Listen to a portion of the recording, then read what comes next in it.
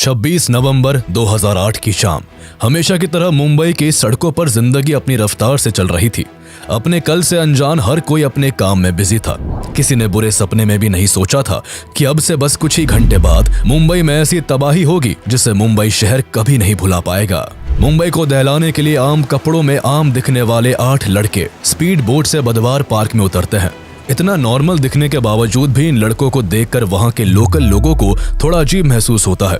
इन लोगों में मौजूद भरत तमोरे नाम के एक आदमी को अजीब लगने के साथ साथ कुछ मिस्टीरियस भी फील हुआ। इसलिए उन्होंने फौरन सभी लड़कों को रोककर उनसे पूछा कि वो यहाँ क्या कर रहे हैं और कहाँ जा रहे हैं। इस सवाल पर पहले तो सभी हिचकिचाते हैं, लेकिन फिर कोई खुद को स्टूडेंट तो कोई कुछ बताता है।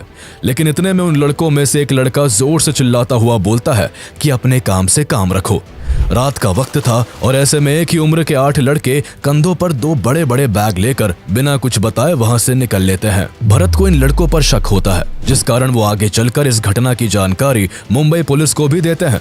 लेकिन पुलिस बात को हल्के में लेते हुए कोई कार्रवाई नहीं करती। बाद में कार्रवाई ना करना ही मुंबई पुलिस की सबसे बड़ी गलती साबित होती है। अगर समय रहते मुंबई पुलिस कोई कार्रवाई करती तो शायद मुंबई में मौत का तांडव ना देखने को मिलता। शायद उस दिन का इतिहास 166 लोगों के खून से सना नहीं होता। वहां से निकलने के बाद सभी लड़के 2-2 के ग्रुप में डिवाइड होकर टारगेट की गई लोकेशंस की तरफ निकल पड़ते हैं। इन लोकेशंस में CST railway station, Taj Mahal palace hotel, Leopold cafe और नरीमन हाउस शामिल थे। सारी जगहें वहां से बस कुछ ही दूरी पर थी। हालांकि समुद्र के रास्ते से आई बोट में 8 नहीं बल्कि टोटल 10 लड़के थे, जहां 10 में से 8 लड़के बोट से उतरकर सड़क के रास्ते अपनी अपनी लोकेशन पर पहुंच रहे थे, तो वही बाकी के 2 लड़के अपनी टारगेट ओबरॉय होटल तक पहुंचने के लिए बोट का ही इस्तेमाल करते हैं। एक तरफ जहां ये लड़के अपने मंसूबों को पूरा करने के लिए तेजी से अपनी अपनी लोकेशंस की ओर बढ़ रहे होते हैं, तो वही दूसरी ओर मुंबई हमेशा की तरह अपनी धुन में बस चलती जा रही थी। लोग रोज की तरह काम काज में बिजी थे, लेकिन अचानक मुंबई गोलियों की तड़तड़ाहट से थर्रा उठती है। मुंबई के लिए यह आवाजें नहीं थी। अंडरवर्ल्ड के गुटों में अक्सर शूट आउट होता रहता था। थोड़ी बहुत गोलीबारी तो मुंबई के लिए आम बात थी, लेकिन आज कुछ बड़ा हुआ था। इतना बड़ा कि जिसकी आवाज ने देश को सुन्न करके रख दिया था। इस धमाके और अंधाधुन गोलीबारी की शुरुआत छत्रपति शिवाजी टर्मिनस से होती है। छत्रपति शिवाजी टर्मिनस मुंबई के सबसे बिजिएस्ट रेलवे स्टेशन में से एक है। उस दिन पटना जाने वाली ट्रेन कुछ घंटों की देरी से चल रही थी। यात्रियों को ये कहां पता था कि ये देरी उनके लिए जानलेवा साबित होने वाली है। इस्माइल खान और अजमल कसाब नाम के 2 लड़के एक साथ स्टेशन पर पहुंचते हैं और ऐसे खौफनाक मंजर को जन्म देते हैं जिसका अंदाजा कोई नहीं लगा सकता था। यहाँ पहुंचकर जहां कसाब पागलों की तरह हंसते हुए AK-47 से ताबड़तोड़ गोलियां चलाने लगता है, तो वही इस्माइल चारों तरफ हैंड ग्रेनेड फेंकता है। किसी को अंदाजा नहीं था कि क्यों और किस कारण उन पर ऐसा हमला किया जा रहा है। चारों ओर बस गोलीबारी और चीखने चिल्लाने की आवाजें गूंज रही थी। लगातार गोलियों की आवाज और बॉम्ब धमाकों से लोग डर कर इधर उधर भागने लगते हैं। जिसको जहां जगह मिलती है वो वही छुप जाता है। अफरा तफरी और चीख पुकार के बीच दोनों इस तरह फायरिंग कर रहे थे जैसे मानो कोई वीडियो गेम खेल रहा हो। इन दोनों आतंकियों का सिर्फ एक ही मकसद था और वो था मुंबई के सबसे busiest railway station Chhatrapati Shivaji terminus पर अधिक से अधिक लोगों की मौत। स्टेशन पर काम करने वाले लोगों और रेलवे पुलिस को कुछ समझ नहीं आ रहा था कि इस सिचुएशन को किस तरह हैंडल किया जाए। फिर भी दोनों आतंकियों को रोकने के लिए रेलवे पुलिस हर एक कोशिश करती है, लेकिन नाकाम रहती है। दरअसल दोनों लड़के पहले से ही प्लान बनाकर आए थे और उनके पास हर तरह के हथियार मौजूद थे, लेकिन रेलवे पुलिस के पास केवल उनकी ड्यूटी रिवॉल्वर ही मौजूद थी, जिस कारण वो इनका सामना नहीं कर पाते और वही शहीद हो जाते हैं। लेकिन इसी बीच रेलवे स्टेशन के ही एक कर्मचारी विष्णु दत्ताराम अपनी जान की परवाह ना करते हुए अनाउंसमेंट करके सभी पैसेंजर्स को आगाह करते हैं कि वो फौरन स्टेशन को छोड़कर अपनी जान बचाए। अनाउंसमेंट सुनते ही कई लोग अपनी जान बचाकर भागने में कामयाब रहे, लेकिन आतंकियों का हमला इतना भयानक था कि केवल 1 घंटे में 58 लोग अपनी जिंदगी गंवा देते हैं, तो वही 104 लोग बुरी तरह घायल हो जाते हैं। जब सीएसटी रेलवे स्टेशन पर गोलीबारी चल रही होती है, तभी मुंबई पुलिस को इस घटना की इंफॉर्मेशन मिल जाती है। लेकिन इससे पहले कि पुलिस कोई एक्शन लेती, एक और खूनी खेल खेला जाता है और इस बार लोकेशन अलग थी। मुंबई के फेमस लियोपोल्ड कैफे में उन्हीं 10 में से 2 आतंकी शोएब और नाजिर एकदम सीएसटी रेलवे स्टेशन जैसी ही घटना को अंजाम देते हैं। लियोपोल्ड कैफे में अपनी शाम को हसीन बनाने में डूबे हुए लोगों को आने वाले पल की कोई खबर नहीं थी। पार्टियों में मशगूल लोगों में से किसी को भी अंदाजा नहीं था कि ये रात उनके लिए आखिरी रात साबित होगी। वो खुशी और जश्न के माहौल में खोए हुए थे कि तभी दो जवान लड़के हाथों में हथियार लिए कैफे में बैठे हर एक शख्स के खून के प्यासे बन जाते हैं। लियोपोल्ड कैफे मुंबई का एक बेहद जाना माना कैफे है, जहां लोगों की हमेशा भीड़ रहती है। इस कैफे पर फॉरेनर्स का भी हमेशा से आना जाना रहा है। कैफे की पॉपुलैरिटी और फॉरेनर्स की प्रेजेंस के कारण ही इस कैफे को टारगेट किया जाता है। दोनों आतंकी लियोपोल्ड कैफे में घुसते ही कई राउंड फायरिंग करते हैं। अचानक से की गई अंधाधुंध फायरिंग से कैफे में बैठे कई लोग चाहकर भी अपनी जान नहीं बचा पाते, जिस कारण इस हमले में कई विदेशी और भारतीय लोग मारे जाते हैं। मुंबई में लगातार 2 अटैक्स होने के बाद भी बात यहाँ नहीं थमती है। अभी तो बस शुरुआत हुई थी और अभी कई बड़े हमले बाकी थे, जिनमें सैकड़ों लोगों की जिंदगी जानी थी। लियोपोल्ड कैफे को टारगेट करने के बाद ये दोनों आतंकी ताज होटल की ओर अपना रुख करते हैं, जहां पहले से ही इनके 2 गैंग मेंबर पहुंच चुके थे। लगातार हो रहे अटैक से चैन की नींद सो रहे लोग जाग जाते हैं। लोगों को उनके घर में ही रहने की सलाह दी जाती है। सब कुछ इतना अजीब और तेजी से हो रहा था कि किसी को सोचने और संभलने तक का वक्त नहीं मिल पाता। हर गुजरते मिनट के साथ मीडिया में अटैक की न्यू हेडलाइन फ्लैश कर रही थी। चंद घंटों पहले शुरू हुआ ये हमला ऐसा विकराल रूप ले लेता है कि हर तरफ से सिर्फ गोलीबारी और बॉम्ब ब्लास्ट की खबरें ही सामने आ रही थी। अपनी तेजी के लिए मशहूर मुंबई कुछ समय के लिए रुक सा जाता है। शुरुआती दौर में मुंबई पुलिस को ये सब एक गैंग वॉर लगता है, लेकिन कुछ ही समय में पुलिस को भी समझ आ जाता है कि ये कोई गैंग वॉर नहीं बल्कि एक फुल्ली प्लान टेररिस्ट अटैक है। मुंबई में उस दिन एक ही समय पर कई जगह हमले हो रहे थे। जब सीएसटी स्टेशन और लियोपोल्ड कैफे में हमला हो रहा था, तभी आतंकियों का एक और ग्रुप ताज होटल को निशाना बना रहा था। ताज होटल पर अटैक की इतनी जबरदस्त प्लानिंग की गई थी कि जिस समय ताज होटल पर हमला किया जाता है, उस समय होटल के मैक्सिमम रूम्स बुक थे। हमले के वक्त यूरोपियन पार्लियामेंट कमेटी के कई डेलीगेट्स भी होटल में मौजूद होते हैं। इत्तेफाक से उस दिन गौतम अडानी भी ताज होटल में ही मीटिंग कर रहे होते हैं। हालांकि अपनी मीटिंग खत्म करके जैसे ही अडानी बाहर की ओर जाने लगते हैं, वैसे ही उनकी टीम उन्हें एक और मीटिंग के बारे में इन्फॉर्म करती है, जिस कारण बाहर निकलने के बजाय वो वापस से मीटिंग रूम में चले जाते हैं। एक तरफ अडानी मीटिंग के लिए जाते हैं तो दूसरी ओर अब तक आतंकियों का तीसरा ग्रुप हाफिज और जावेद ताज होटल के मेन एंट्रेंस से होटल में घुस जाते हैं। उनके होटल में एंटर करते ही होटल ताज गोलियों की तड़तड़ाहट और बम के धमाकों से गूंज उठता है। जैसे ही अडानी की टीम को इस हमले के बारे में पता चलता है, अडानी को तुरंत किचन के जरिए बेसमेंट में ले जाया जाता है, जहां वो रात भर रहते हैं और सुबह उन्हें मार्कोस कमांडो सेफली रेस्क्यू कर लेते हैं। अडानी तो सेफ हो चुके थे, लेकिन अभी भी यहाँ हजारों लोगों की जान दांव पर लगी थी। दोनों आतंकी लगातार फायरिंग कर रहे थे। गोलीबारी की आवाज सुनकर हर तरफ डर का माहौल था। सबसे पहले इन दोनों आतंकियों ने मेन गेट पर ड्यूटी कर रहे गार्ड की हत्या कर दी। उसके बाद होटल के ग्राउंड फ्लोर पर जो भी लोग थे, उनमें से कुछ को मार दिया और कुछ को हॉस्टेज बना लिया। ग्राउंड फ्लोर के बाद आतंकी फायरिंग करते हुए सीढ़ियों से ऊपर के फ्लोर्स को खंगालने लगते हैं। हालांकि इस मौके का फायदा उठाकर मुंबई पुलिस अलग अलग गेट से कई बड़े अधिकारियों को सेफली रेस्क्यू कर लेती है। 200 के करीब लोग खुद होटल की खिड़कियों को तोड़कर बेडशीट और पर्दों के सहारे अपनी जान बचाने में सफल होते हैं। यहाँ पर आतंकियों का मोटिव किसी बड़े बिजनेसमैन या फॉरेन डेलीगेट्स को हॉस्टेज बनाने का था, ताकि इसके सहारे वो इंडियन गवर्नमेंट से नेगोशिएट कर सके। दोनों आतंकी होटल में घुसने के साथ ही पहले 5th फ्लोर पर अटैक भी इसलिए ही करते हैं क्योंकि 5th फ्लोर पर बिजनेस सेंटर था। उन्हें लगा था कि इस फ्लोर पर उन्हें कोई ना कोई बड़ा आदमी जरूर मिल जाएगा। हालांकि अगर गौतम अडानी को रेस्क्यू नहीं किया जाता तो इनके मंसूबे पूरे हो भी सकते थे। लेकिन 5th फ्लोर पर किसी बिग पर्सनैलिटी के ना मिलने पर दोनों आतंकी फायरिंग करते हुए 6th फ्लोर पर चढ़ जाते हैं और वहां अपना कंट्रोल सेंटर बनाने के लिए एक कमरा तलाशने लगते हैं। उनकी नजर रूम नंबर 520 पर पड़ती है, जो अंदर से बंद था। बहुत खटखटाने के बाद भी गेट नहीं खुलता तो आतंकी हथियारों से मारकर गेट खोल देते हैं और अंदर घुस जाते हैं। दरअसल उस कमरे में कॉर्पोरेशन बैंक के फॉर्मर चेयरमैन KR रामामूर्ति मौजूद थे। होटल में गोलियों की बौछार और लोगों की चीख पुकार से उन्हें भी इस हमले के बारे में पता चल गया था, इसलिए वो अपने रूम के गेट को बंद कर वॉशरूम में छुप जाते हैं। लेकिन कमरे का गेट खुलते ही उनकी धड़कनों की रफ्तार एकदम से तेज हो जाती है और जिसका डर था वही होता है। वॉशरूम में छुपे रामामूर्ति आतंकियों की नजर में आ जाते हैं, लेकिन आतंकी उनको मारने के बजाय उन्हें वही बंधक बना लेते हैं। ताज होटल पर अटैक के बीच ही विले पार्ले और वाड़ी बंदर में चलती टैक्सी में तेज आवाज के साथ बॉम्ब ब्लास्ट होता है और आसमान धुएं से भर जाता है। टैक्सी में ट्रैवल कर रहे सभी लोग मारे जाते हैं। बॉम्ब ब्लास्ट इतना जोरदार होता है कि आसपास की कई बिल्डिंग्स में आग लग जाती है और उससे भी कई लोगों की मौत हो जाती है। टैक्सी में बॉम्ब लगाने का काम भी उन 10 लोगों में से ही कुछ टेररिस्ट का होता है। दरअसल आतंकी फेमस और क्राउडेड जगहों को टारगेट तो कर ही रहे थे, इसके अलावा उनका टारगेट वो टैक्सी भी होती है जिनसे वो एक जगह से दूसरी जगह तक जा रहे थे।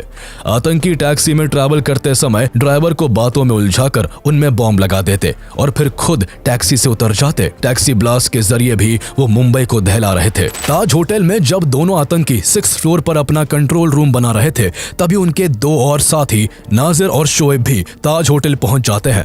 होटल पहुंचते ही ये दोनों आतंकी पागलों की तरह अंधाधुंध फायरिंग करते हुए कई लोगों को मार देते हैं और 4 लोगों को हॉस्टेज बनाकर रूम नंबर 520 में ले जाते हैं। अब इस रूम में 4 आतंकी और 5 हॉस्टेजेस होते हैं। इस वक्त कोई आतंकी लगातार किसी से फोन पर आगे के हमले को लेकर बात कर रहा होता है, तो कोई आतंकी 5 बंधकों की आईडीज को गूगल पर सर्च करके ये ढूंढने की कोशिश में लगा होता है कि काश इनमें से कोई एक बड़ा आदमी हो जिसके जरिए भारत सरकार पर दबाव बनाकर नेगोशिएशन किया जा सके। लेकिन पकड़े हुए लोगों में कोई भी बड़ा नाम नहीं मिलने पर आतंकी कमरे की चादरों और पर्दों में आग लगा देते हैं और रूम को लॉक करके खुद बाहर आ जाते हैं।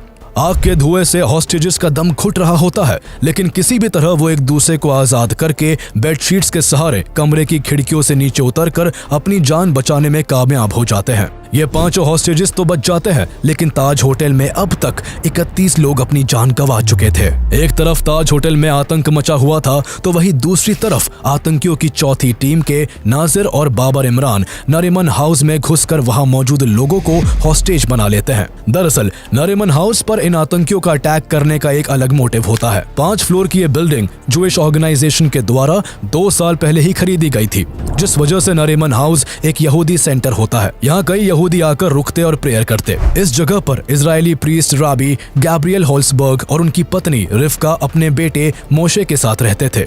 जूस सेंटर होने की वजह से आतंकियों का प्लान यहाँ पर किसी को मारने की बजाय उन्हें बंधक बनाने का होता है। उनका मोटिव था कि वो सभी इजरायली सिटीजन्स को हॉस्टेज बनाकर इजरायली गवर्नमेंट से नेगोशिएट करते, जिसके चलते इजराइल भारत पर अपने सिटीजन्स को बचाने के लिए दबाव बनाता। इस तरह आतंकियों का मकसद इजराइल और इंडिया के रिलेशन में फूट डालने का भी था। इसलिए दोनों आतंकी यहाँ रह रहे गैब्रियल और उनकी पत्नी रिफ्का पर इजराइल की एम्बेसी से बात करवाने के लिए प्रेशर बनाते हैं। लेकिन जब कोई बात नहीं बनती तो आतंकी फ्रस्ट्रेट होकर नरीमन हाउस को भी खून से रंग देते हैं। इस हमले में गैब्रियल और उनकी प्रेग्नेंट वाइफ समेत 9 लोग अपनी जान गंवा देते हैं। CST स्टेशन, लियोपोल्ड कैफे, ताज होटल, नरीमन हाउस और टैक्सी बॉम्ब ब्लास्ट्स। जहां इतना सब हो रहा था तो वही आतंकियों का 5वां ग्रुप अब्दुल रहमान और फहदुल्ला ओबरॉय होटल के पास बोट को समुद्र के किनारे लगाते हैं और होटल की लॉबी में अंधाधुंध फायरिंग करना शुरू कर देते हैं। यहाँ पर भी आतंकियों का अटैक का तरीका सेम होता है। ये दोनों आतंकी भी बाकी आतंकियों की तरह ओबरॉय होटल में गोलीबारी करते हैं।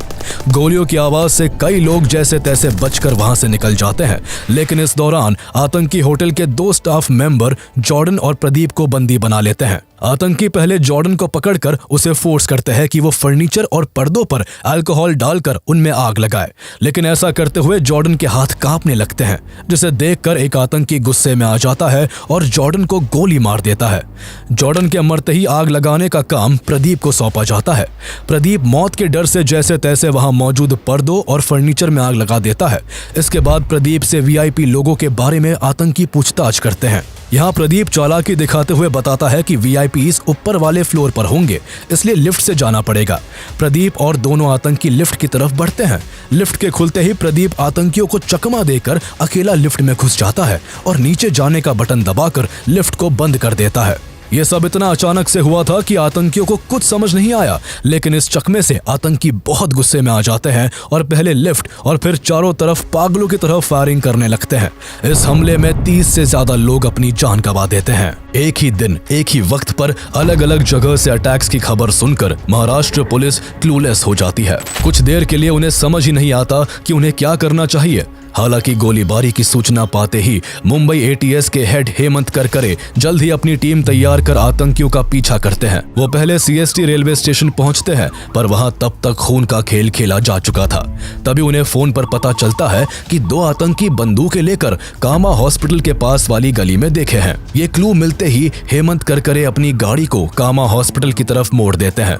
इस गाड़ी में हेमंत करकरे के साथ ACP अशोक कामते, विजय सलास्कर, हेड कांस्टेबल अरुण अरुण जाधव और 3 सिपाही भी मौजूद थे। गाड़ी जैसे ही कामा हॉस्पिटल की गली के पास पहुंचती है, सीएसटी पर हमला करने वाले कसाब और इस्माइल एकदम से गाड़ी के सामने आ जाते हैं और गाड़ी पर अंधाधुंध फायरिंग करते हुए वो कुछ ही मिनट्स में AK-47 की 2 मैगजीन पुलिस की गाड़ी पर खाली कर देते हैं। इस दौरान पुलिस की तरफ से भी गोलीबारी होती है, जिसके चलते कसाब के हाथों में गोली लग जाती है, लेकिन आतंकियों के ताबड़तोड़ हमले ने पुलिस की गाड़ी को छल्ली कर दिया था। पुलिस की तरफ से फायरिंग रुकते ही कसाब और इस्माइल गाड़ी की तरफ बढ़ते हैं और कंफर्म करते हैं कि कोई पुलिस वाला जिंदा तो नहीं बचा। इस गोलीबारी में हेमंत करकरे सहित कई पुलिसकर्मी शहीद हो गए थे। दोनों आतंकियों ने जब गाड़ी में आगे पीछे देखकर पक्का कर लिया कि कोई भी जिंदा नहीं है, तो वो विजय सलस्कर, हेमंत करकरे और अशोक कामते की बॉडीज को नीचे उतारते हैं और ड्राइवर वाली सीट को खाली कर देते हैं। आतंकी पीछे की सीट पर बैठे पुलिस कर्मियों की डेड बॉडीज को भी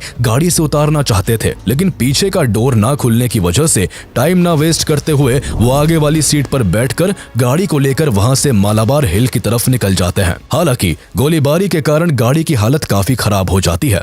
गाड़ी के टायर्स में गोली लगने की वजह से कुछ दूर चलते ही गाड़ी पंचर हो जाती है। दोनों आतंकी गाड़ी को चेंज करने का सोचते हैं कि तभी उन्हें सामने से एक स्कोडा गाड़ी आती हुई दिखाई पड़ती है। दोनों गाड़ी से उतरते हैं और बंदूक के दम पर स्कोडा को रोककर उसे अपने कब्जे में ले लेते हैं और मालाबार हिल की तरफ बढ़ जाते हैं। इस वक्त 2 चीजें अच्छी हुई।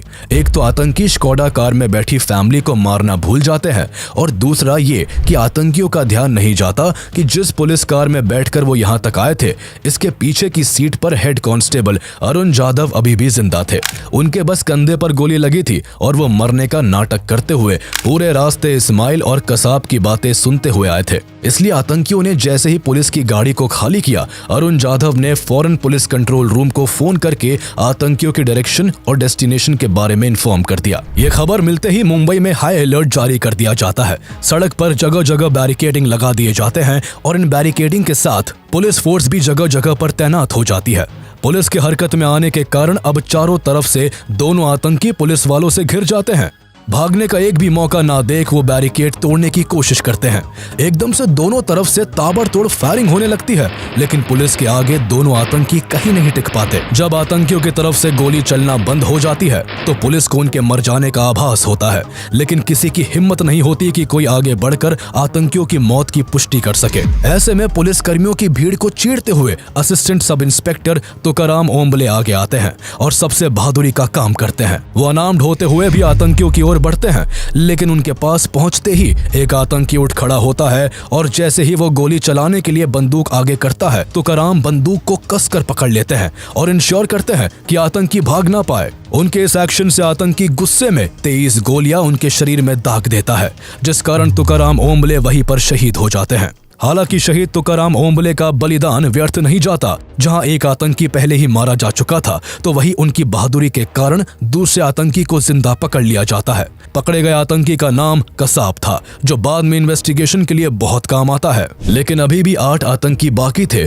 जो मुंबई में आतंक मचा रहे होते हैं। इनके अगले एक्शंस के बारे में जानने से पहले ये जानते हैं कि आखिर ये अटैक्स हुए ही क्यों, ये अटैक्स किसने करवाए और कौन इन सभी हमलों का मास्टरमाइंड था। दरअसल 6 दिसंबर 1992 को बाबरी मस्जिद डेमोलिशन के बाद भारत दंगों की आग में चल रहा था। ऐसे में कई इस्लामिक टेररिस्ट ग्रुप भारत पर अटैक करने की फिराक में थे। इन अटैक्स का पहला एग्जाम्पल 12 मार्च 1993 को देखने को मिलता है, जब मुंबई में एक के बाद एक पूरे 12 बॉम्ब ब्लास्ट होते हैं, जिनमें 257 लोगों की जान चली जाती है और 1000 से ज्यादा लोग घायल हो जाते हैं।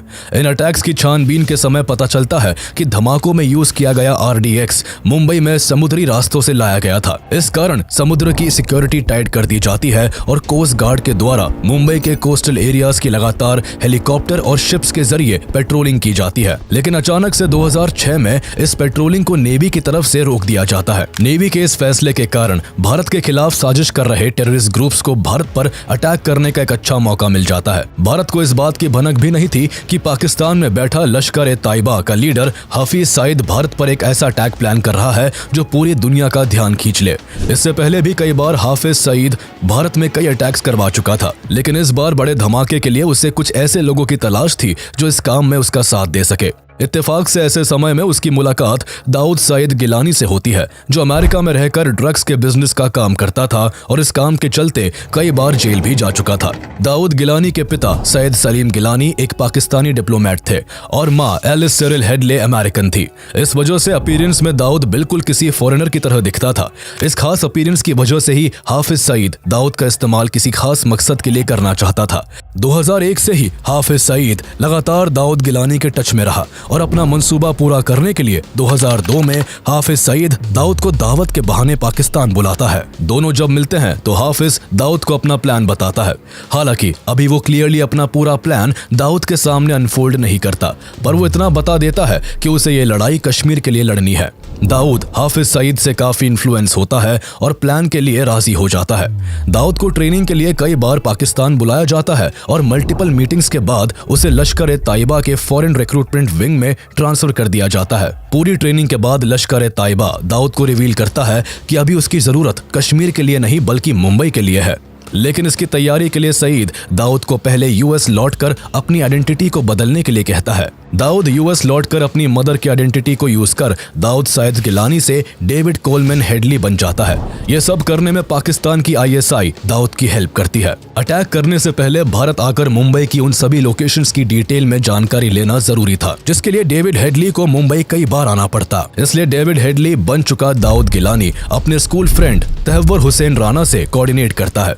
दरअसल तहव्वुर राना पहले पाकिस्तान आर्मी में डॉक्टर था, लेकिन बाद में एक कैनेडियन लेडी से शादी करके 1997 में कनाडा चला जाता है और वहां काफी लंबे समय से अपनी वीजा कंसल्टेंसी कंपनी चला रहा होता है। दाऊद गिलानी तहव्वुर के साथ एक प्लान बनाता है और उसकी वीजा कंसल्टेंसी कंपनी की एक ब्रांच मुंबई में ओपन कर देता है ताकि उसे बार बार मुंबई आने जाने में कोई परेशानी ना हो।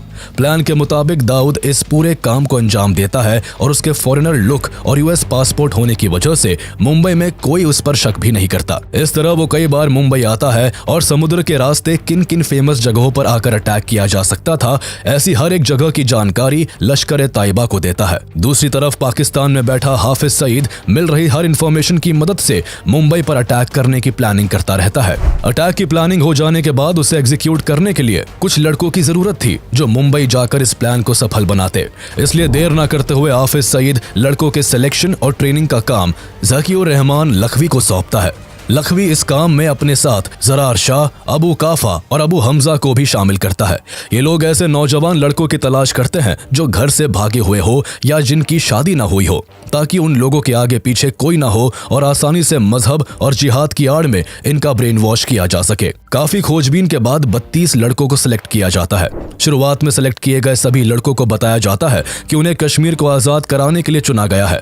मजहब के नाम पर उनको भटकाया जाता है। उन्हें कहा जाता है कि अल्लाह ने उन्हें इस पाक काम के लिए खुद चुना है। कट्टरता से प्रभावित सभी लड़के प्लान को अंजाम देने के लिए ट्रेनिंग में जी जान लगा देते हैं। ट्रेनिंग 3 राउंड्स में डिवाइडेड होती है। पहले राउंड की ट्रेनिंग दौरा-ए-अम्मा, दूसरी राउंड की ट्रेनिंग दौरा-ए-सुफा और थर्ड राउंड की ट्रेनिंग दौरा-ए-खासा के नाम से होती है। पूरी ट्रेनिंग के दौरान इनके सामने भारत के मुस्लिम्स की कंडीशन को बहुत बुरी तरह से पेश किया जाता है। इनके दिमाग में भारत को लेकर इतना जहर घोला जाता है कि ये चाहकर भी कुछ और सोच ही नहीं पाते और हर हाल में अपने मकसद को अंजाम देने के लिए तैयार हो जाते हैं। ट्रेनिंग के दौरान सभी लड़कों को कई घंटों तक हथियार चलाना सिखाया जाता है। हैंड ग्रेनेड फेंकने और रॉकेट लॉन्चर दागने की भी ट्रेनिंग दी जाती है। 2 राउंड की ट्रेनिंग तो सभी लड़के जैसे तैसे कर लेते हैं, जिसमें खाने और नमाज पढ़ने के अलावा किसी और काम की छूट नहीं होती। लेकिन दौरा-ए-खासा की ट्रेनिंग के दौरान सभी लड़कों को 60 घंटों तक भूखा रहकर पहाड़ों पर चढ़ने की ट्रेनिंग दी जाती है। ये ट्रेनिंग इस कदर सख्त होती है कि कई लड़के इसे बीच में ही छोड़कर भाग जाते हैं। तीसरे फेज की ट्रेनिंग के बाद केवल 15 लड़के बचते हैं,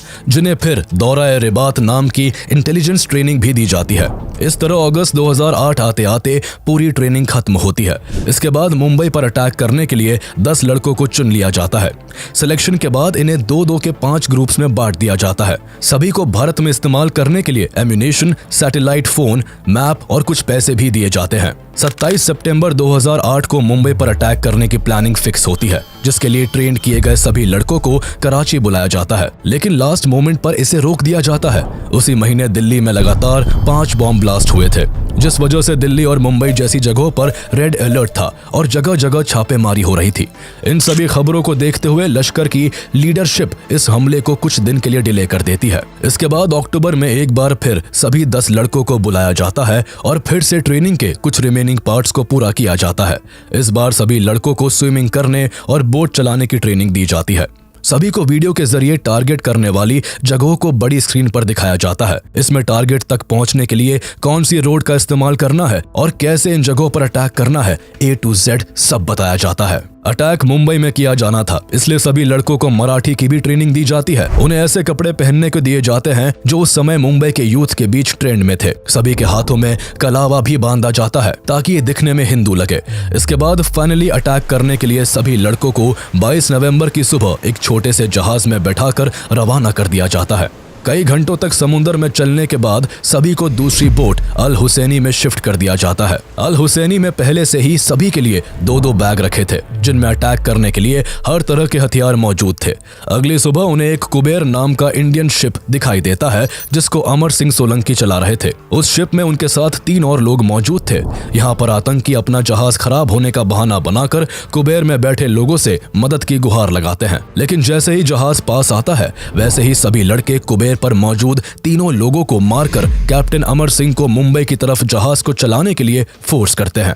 जैसे ही जहाज मुंबई के नजदीक आता है, आतंकी अमर सिंह को भी मार देते हैं और शिप को लेकर 26 नवंबर की शाम तक मुंबई के किनारे तक पहुंच जाते हैं। इसके बाद ये 10 आतंकी मुंबई में किस तरह आतंक मचाते हैं ये तो हम जान ही चुके हैं, लेकिन इन टेररिस्ट अटैक को रोकने और हॉस्टेजेस को रेस्क्यू करने के लिए भारत सरकार क्या एक्शन लेती है, ये जानने से पहले ये बताते चले कि 26/11 के अटैक से कुछ दिन पहले ही यूएस ने लश्कर ताइबा के अल हुसैनी शिप के कोऑर्डिनेट्स भारत सरकार को प्रोवाइड किए थे। इसके बावजूद इंडियन अथॉरिटीज ने न तो कोऑर्डिनेट्स की हेल्प से अल हुसैनी शिप को ट्रैक किया और न ही कोई एक्शन लिया।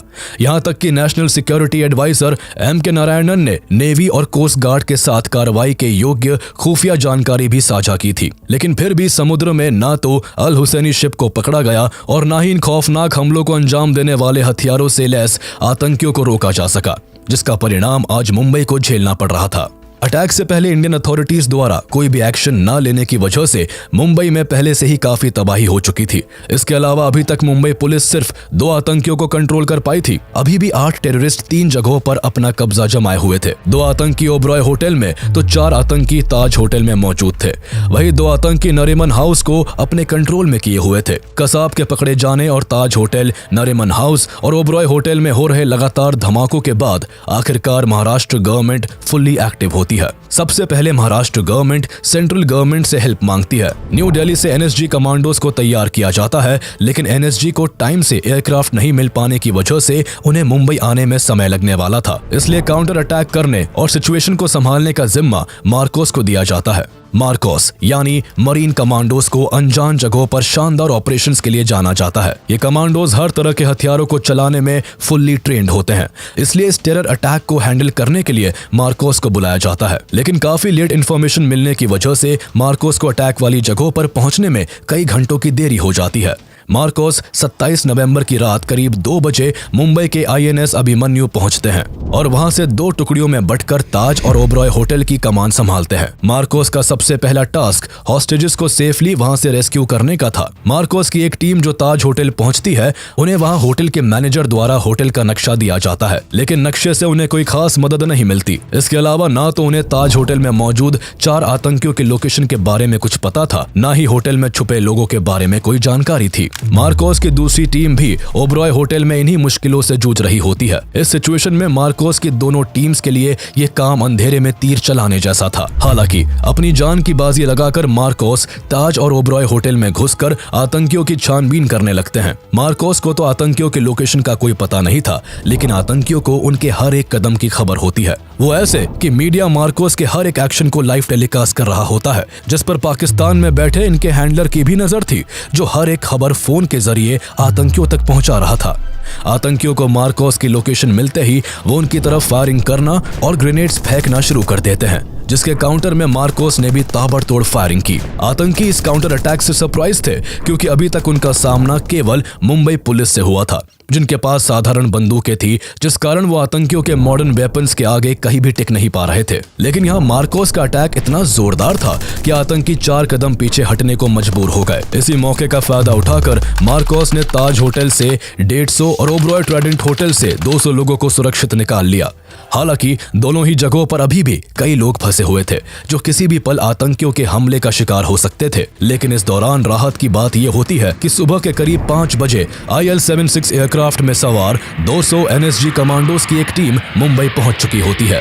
NSG कमांडोज मुंबई पहुंचकर सबसे पहले मुंबई पुलिस और मार्कोस से अटैक रिलेटेड सारी इंफॉर्मेशन गैदर करते हैं और 3 टुकड़ियों में बंटकर ताज होटल, ओबरॉय होटल और नरीमन हाउस की तरफ रवाना हो जाते हैं। इस तरह NSG का ऑपरेशन ब्लैक टोर्नेडो शुरू हो जाता है। 27 नवंबर की सुबह 6 बजे कमांडोज की पहली टीम ओबरॉय ट्राइडेंट पहुंचती है, जिसकी कमान कर्नल BS राठी संभाले होते हैं। कर्नल राठी के नेतृत्व में लेफ्टिनेंट कर्नल RK शर्मा और मेजर B भारत अपनी टीम को लेकर ओबरॉय होटल में दाखिल होते हैं। लेकिन मार्कोस की तरह NSG कमांडोज को भी आतंकियों और बचे हुए बंधकों की लोकेशन के बारे में कोई जानकारी नहीं थी, लेकिन वो अपने ट्रेनिंग और एक्सपीरियंस का इस्तेमाल करते हुए फ्लोर बाय फ्लोर चढ़ने लगते हैं।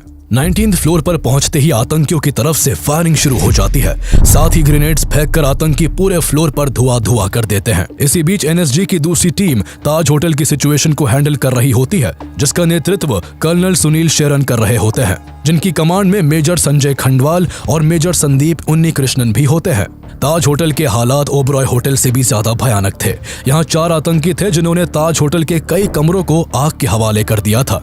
ताज होटल आग की लपटों में जल रहा था और इसी आग और धुएं की वजह से कई फ्लोर्स पर कमांडोज का सांस लेना भी मुश्किल हो जाता है। ऐसे में आतंकियों को ढूंढकर खत्म करने और होटल में फंसे हुए लोगों को बचाने के लिए NSG को रीग्रुप होना पड़ा। 51 स्पेशल एक्शन ग्रुप के 10 कमांडोज की टीम को लीड कर रहे मेजर संदीप उन्नीकृष्णन ने होटल की सेंट्रल स्टेयरकेस के जरिए चढ़कर टेररिस्ट पर अटैक करने का प्लान बनाया। प्लान के मुताबिक जब कमांडोज सेंट्रल स्टेयरकेस से ऊपर चढ़ने लगे, तभी घात लगाए बैठे आतंकियों ने अंधाधुंध फायरिंग करना शुरू कर दिया, जिससे 7 गोलियां कमांडो सुनील कुमार चौधा को लगी और वो बुरी तरह घायल हो गए। आतंकी उन पर और हमला करते इससे पहले ही सुनील को कवर देते हुए संदीप उन्नीकृष्णन और उनकी टीम ने आतंकियों पर काउंटर अटैक कर दिया। जब आतंकी थोड़ा पीछे हटे तो संदीप ने टीम से सुनील को जल्द से जल्द फर्स्ट एड देने के लिए कहा और अकेले ही सीढ़ियों पर चढ़ गए। संदीप ने जाते हुए पीछे मुड़कर अपनी टीम से कहा, मेरे पीछे मत आना, मैं संभाल लूंगा। इतना कहकर वो ऊपर चढ़ गए। संदीप और चारों आतंकियों के बीच ताबड़तोड़ गोलीबारी शुरू हो गई। अकेले संदीप उन्नीकृष्णन आतंकियों से ऐसा भिड़े कि चारों आतंकी होटल के नदन एंड के कॉर्नर में छिपने को मजबूर हो गए। लेकिन इस मुठभेड़ में संदीप पर भी गोलियों की बौछार हुई थी, जिस कारण दुश्मनों को मार गिराने की कोशिश में उन्हें अपने प्राण न्यौछावर करने पड़े। इसी दौरान 20 NSG कमांडोज की तीसरी टीम 27 नवंबर की शाम करीब 5:30 बजे नरीमन हाउस की लोकेशन पर पहुंच चुकी होती है। कमांडोज बिल्डिंग में ग्राउंड फ्लोर में घुसने की बहुत कोशिश करते हैं, लेकिन वहां मौजूद दोनों आतंकी नीचे से ऊपर जाने के सारे एंट्री पॉइंट्स को हथगोलों से तबाह कर चुके थे। ऐसे में NSG बिल्डिंग में छत के ऊपर से घुसने का प्लान बनाते हैं। अगले दिन 28 नवंबर की सुबह 7:30 बजे नरीमन हाउस की छत पर हेलीकॉप्टर से कमांडोज को एयर ड्रॉप किया जाता है। इसी बीच मीडिया कमांडोज के हर एक्शन की एक फोटो और वीडियो को लाइव टेलीकास्ट कर रहा था, जिससे कमांडोज की हर एक्टिविटी का पाकिस्तान में बैठे हैंडलर्स को टीवी के जरिए पता चल रहा होता है। हैंडलर्स कमांडोज की हर एक एक्टिविटी की खबर फोन से आतंकियों तक पहुंचा रहे थे। नरीमन हाउस में छुपकर बैठे दोनों आतंकियों ने कमांडोज की लाइव अपडेट मिलते ही उन पर ग्रेनेड्स फेंकना और फायरिंग करना शुरू कर दिया, जिसका निशाना कमांडो गजेंद्र सिंह बिश्त बने और वो वही शहीद हो गए। ओबरॉय ट्राइडेंट होटल, ताज होटल और नरीमन हाउस तीनों ही लोकेशंस पर कमांडोज काफी मुश्किलों का सामना कर रहे होते हैं। आतंकी चूहे की तरह बिलों में छिपकर बैठे थे और लगातार छिपकर हमला कर रहे थे। इसलिए कमांडोज को दुश्मनों से लड़ने के लिए बहादुरी के साथ साथ समझदारी और चालाकी से भी काम लेना जरूरी था। कमांडोज ने समझदारी दिखाते हुए ओबरॉय होटल में आतंकियों को खत्म करने के लिए कोऑर्डिनेट अटैक करने का प्लान बनाया, जिसके चलते 19th फ्लोर के एक कमरे में छिपकर बैठे दोनों आतंकियों पर कमांडोज अंदर से अटैक करते हैं। तो वही होटल के सामने एयर इंडिया की बिल्डिंग के 11th फ्लोर पर स्नाइपर्स को तैनात कर दिया जाता है। इस तरह आतंकी दोहरे हमले के बीच फंस गए। जिस कमरे में आतंकी मौजूद थे उसकी खिड़की पर स्नाइपर्स की तरफ से कई राउंड्स फायर किए जाते हैं, जिसमें एक आतंकी फौरन ढेर हो जाता है। तो वही कुछ ही देर बाद बचे हुए दूसरे आतंकी को होटल में मौजूद कमांडोज मौत के घाट उतार देते हैं। इस तरह 28 नवंबर की दोपहर 3 बजे तक एनएसजी ने ओबरॉय ट्राइडेंट को आतंकियों की गिरफ्त से आजाद करवा लिया। लेकिन इसी बीच नरीमन हाउस में गजेंद्र बिश्त के शहीद होने से कमांडोज बेहद गुस्से में होते हैं। अपने साथी की जान का बदला लेने और बिल्डिंग के अंदर फंसे लोगों को बचाने के लिए कमांडोज दोनों आतंकियों को ढूंढकर उन पर हमला करना शुरू कर देते हैं। मेजर संदीप सेन को एक क्लू मिलता है और वो एक कमरे में 2 हथगोले फेंक देते हैं, जिसमें मौजूद एक आतंकवादी आग की लपटों में जलकर राख हो जाता है। अब दूसरा आतंकी बचा होता है, पर उसके पास भी बचने का कोई मौका नहीं होता। सभी बचे हुए हॉस्टेजेस को बाहर निकालकर नरीमन हाउस के अंदर कई हथगोले फेंके जाते हैं, जिनकी चपेट में आकर दूसरा आतंकी भी वही मरकर ढेर हो जाता है। ओबरॉय ट्राइडेंट होटल और नरीमन हाउस अब सेफ थे, लेकिन ताज होटल में अभी भी कोहराम मचा होता है। मेजर संदीप के शहीद होने से निराश कमांडोज को अपने कर्तव्य का पालन करने और मेजर संदीप के हथियारों से बदला लेने के लिए NSG chief J K. Dutt commandos में फिर से जोश भर देते हैं। मेजर खंडवाल और उनके कमांडोज आतंकियों की खोज में होटल के चप्पे चप्पे को छानने लगते हैं। तभी उन्हें ताज होटल के वसाबी रेस्टोरेंट से गोलियों की आवाजें सुनाई देती है। कमांडोज ने बिना देर किए कई हथगोले वसाबी की तरफ फेंक दिए, जिससे वसाबी रेस्टोरेंट आग की लपटों में होता है और जान बचाने के लिए आतंकी जैसे ही सीढ़ियों की तरफ भागते हैं, तभी कमांडोज चारों आतंकियों को गोलियों से छल्ली कर डालते हैं। इस तरह 29 नवंबर की सुबह 8 बजे तक ताज होटल भी सिक्योर हो जाता है। 10 में से 9 आतंकी मारे जा चुके थे और एक आतंकी अजमल कसाब को जिंदा पकड़ा जा चुका था। 26 नवंबर की शाम को शुरू हुआ ये मौत का खेल 29 नवंबर की सुबह खत्म हुआ। इस अटैक में 166 बेकसूर लोग मारे गए, जबकि 300 से ज्यादा लोग गंभीर रूप से घायल हुए। 60 घंटों तक सांस रोककर बैठी मुंबई आखिरकार राहत की सांस लेती है। लेकिन 10 लड़कों का मुंबई में घुसकर ऐसी खौफनाक घटना को अंजाम देना भारत के लिए एक बड़ा इंटेलिजेंस फेलियर था। इस घटना ने भारत सरकार को अपनी सुरक्षा को लेकर सोचने के लिए फिर से मजबूर कर दिया। इस पूरी घटना के बाद भारत समेत पूरी दुनिया में काफी वक्त तक हलचल रही। जहां वर्ल्ड मीडिया में इस आतंकी हमले की निंदा हो रही थी, तो वहीं महाराष्ट्र में मंत्रियों के इस्तीफों का दौर जारी था। महाराष्ट्र के मुख्यमंत्री विलासराव देशमुख, उप मुख्यमंत्री आर पाटिल और देश के गृह मंत्री शिवराज पाटिल अपने पदों से इस्तीफा दे देते हैं। इंडियन शेयर मार्केट क्रैश कर चुका होता है। मुंबई में फिल्मों की शूटिंग रोक दी जाती है और इंग्लैंड क्रिकेट टीम भारत से ऑनगोइंग टेस्ट मैच छोड़कर वापस इंग्लैंड लौट जाती है। वही भारत की जनता इस हमले के लिए पाकिस्तान से बदला लेने के लिए भारत सरकार से अपील करती है। प्रधानमंत्री मनमोहन सिंह पाकिस्तान के खिलाफ एक्शन लेने के लिए भारतीय सेनाओं के अध्यक्षों के साथ लगातार मीटिंग्स करते हैं। पहले गुप्त तरीके से पाकिस्तान में घुसकर लश्कर ए तैयबा के सेंटर को तबाह करने का विचार बनाया जाता है। फिर एयरफोर्स के जरिए हवाई हमलों से पाकिस्तान के आतंकी संगठनों को उड़ाने के बारे में सोचा जाता है, लेकिन अंत में कोई भी ऑपरेशन न करने का फैसला लिया जाता है। इस दौरान पाकिस्तान पहले इस अटैक में अपनी इन्वॉल्वमेंट को लेकर साफ इनकार करता है, लेकिन बाद में कई फोन रिकॉर्डिंग्स और पकड़े गए आतंकी अजमल कसाब के बयान से जब साफ होता है कि 10 आतंकवादी लश्कर ए तैयबा के थे और हमले के दौरान उन्हें पाकिस्तान में बैठे उनके हैंडलर्स से इंस्ट्रक्शंस मिल रहा था, तो भारत सरकार और यूएन के दबाव में पाकिस्तान की तरफ से लश्कर ए तैयबा और जमात उद दावा के कुछ लोगों को गिरफ्तार किया जाता है। साथ ही अमेरिका भी दाऊद सईद गिलानी और तहव्वुर हुसैन राना को इस हमले का दोषी मानते हुए अरेस्ट कर जेल में डाल देता है। भारत इस आतंकी हमले का बदला तो नहीं लेता, लेकिन आतंकवाद पर लगाम कसने के लिए भारत सरकार द्वारा 31 दिसंबर 2008 को नेशनल इन्वेस्टिगेशन एजेंसी को स्टैब्लिश किया जाता है। एनआईए को भारत में टेररिस्ट एक्टिविटीज को इन्वेस्टिगेट करने का काम सौंपा जाता है। इसके अलावा एनएसजी के सेंटर्स को बढ़ाने का काम भी किया जाता है।